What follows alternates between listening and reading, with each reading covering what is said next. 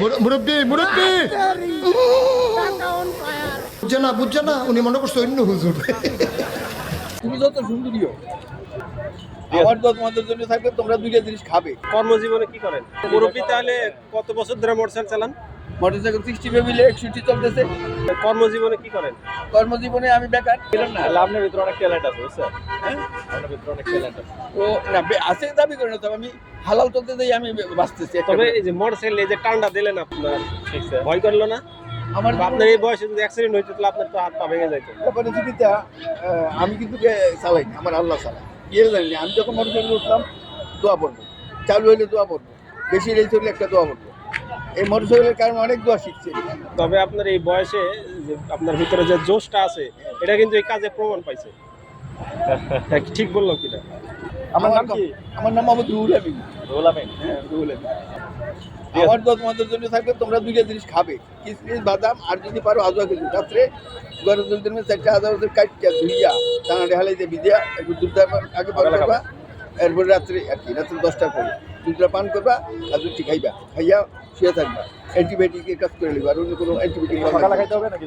না, রাত্রে মানে খাওয়া দাওয়া শেষে পরে 1 কাপ দুধের মধ্যে যদি পারো 1 গ্লাস, না 1 কাপ দুধের মধ্যে 4টা খেজুর কাটিয়া ধুইয়া দুধটা যদি দিয়ে নিবা আজওয়া খেজুরটি, তুমি তোমার কোনদিন জীবনে ওষুধ খাওয়া লাগবে না। আমি চ্যালেঞ্জ দিয়ে বলবো, আজওয়া খেজুর ছাড়া ওষুধ তৈরি হয় না। এটার মধ্যে তুমি নখ দিলে মোবাইলে বাড়িব, কি কি উপকার করে, কিসমিসে কি কি উপকার করে, এটাতে নখ দিলে বাড়িব। কিভাবে খাবো এটা? কিসমিসটা হ্যাঁ মাগরিবের সময় তুমি ধুইয়া গরম পানিতে ভিজিয়ে রাখবা, পানিটা সব পান করবা, পানিটা সব কিসমিসটি খাবে সকালে? সকালে হ্যাঁ, খালি পেটে। সকালে 15টা কিসমিস খাবে, রাত্রে মানে 15 দিন কিসমিস, 15 দিন বাদাম খাইবা। বাদাম তোমার দরকার আছে, এই বয়সে তোমরা দরকার। মার কাছে দেখতে হলে এটা খাইলে একটা খবর হয়ে যাবে। আমার আল্লাহর মতো আমার অনেক শক্তি আছে, এই বয়সে কেউ নেই, এটা আল্লাহর দান। কারণ আমি ইংরেজি একটা কথা বলে লাগি, money loss nothing loss, character loss everything loss. এটাকে ধরে রাখার চেষ্টা করছি, করবো। এখন আমি এটা দেবে আমরা আকর্ষণীয় জড়িয়ে, আমি তখন নিজে থেকে চাইয়া আল্লাহ মিনি আমাদের জমিন ফেরত তিন চাইতে করি, আমি জমি ঘুরতে দেখি। আর যদি বেকাতা করে দিকে মাঠে খেলি, আর তো বলি যদি মাঠাই দেখি তবে জমি উড়ি দেখতে দেখতে মাঠে খেলি, মা কি দেখো তার উদ্দেশ্যটা তো সেরে দেবো। আমার উদ্দেশ্যটা তাই বেঁচে গেলাম, তারটা কি আছে আমার দরকার নেই। আমার আল্লাহ দিকে, আমি তোমার দিকে কোন নজরে চাই না, আমি ওই নজরে চাপ। তুমি যত সুন্দরীও এই জন্য আল্লাহ আমাকে হেফাজত করে, নাইলে আমার কোনো ক্ষমতা নেই বেঁচে থাকার। এই অবস্থাতে হুন্ডা চালাইয়া যেটি করছি এটি আর পারতাম না, আমিও থাকতাম না, এটা দায়িত্ব না আমার কাছে। 6 মাস একটা লোক দেখছি না এই ভালো দিতে। তাহলে আপনি যেটা করছেন এটা সবাইকে করার জন্য আপনি নিরুৎসাহিত না করতেছেন?